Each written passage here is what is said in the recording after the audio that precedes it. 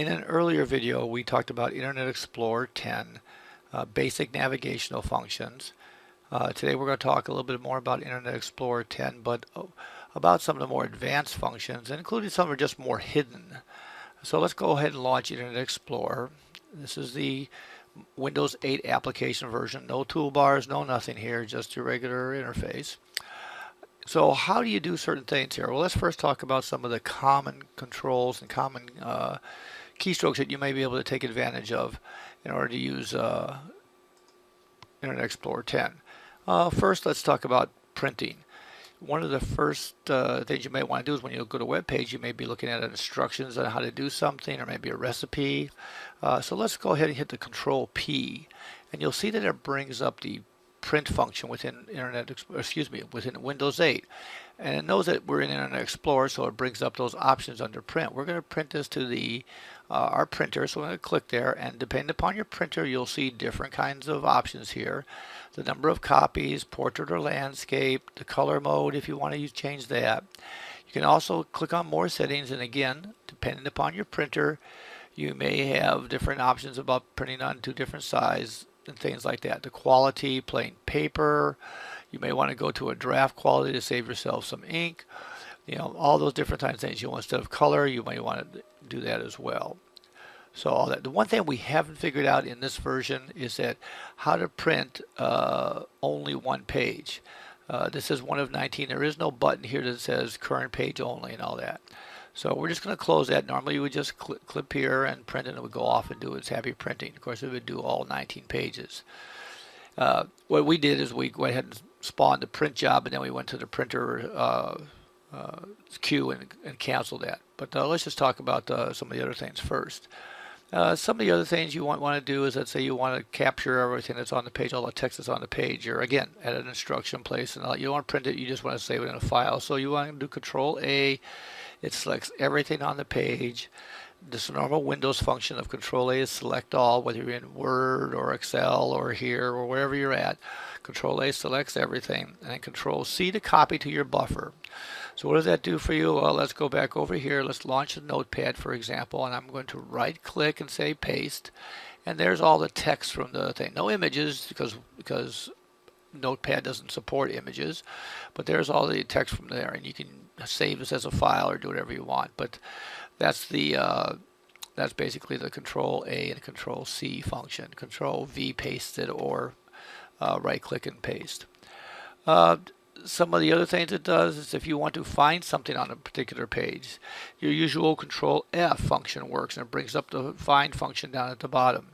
You type in, for example, electric and it highlights there on the page. You'll see it down here in the corner. It highlights the electric. There is nothing else on the page, so there's only that one there. We'll close and get out of that function there. The next thing is that you may want to go to your one of the things we talked about in the last video. If you right click off to the side, you'll bring up some of these, and you click down there and you'll see your pinned favorites. You can do the same function by pressing the F4 or the Control L key, and it'll go immediately to your pinned frequents or favorites, and you can select any one of these you want to go to. So that allows you to use those just with the keystroke. The F5 is the usual F5. It refreshes your page. So if you press F5, you may not see the results, but it does refresh your page here. Another strange command is Control W. If you're here in Control W, basically I guess it means window, but it'll blank whatever you have on screen and bring up a completely blank Internet Explorer. So here we are. It clears everything. Nothing there in Internet Explorer. It's a new page for you to start doing whatever you want. You click down here, you can go to one of those. It did not open up a new window, it overwrote the window. So that's very important. So let's go back to MSN for a second. And now you can use Control K and bring up a new window. It brings up a copy of the, if you look up here, you'll see that we have two exactly the same.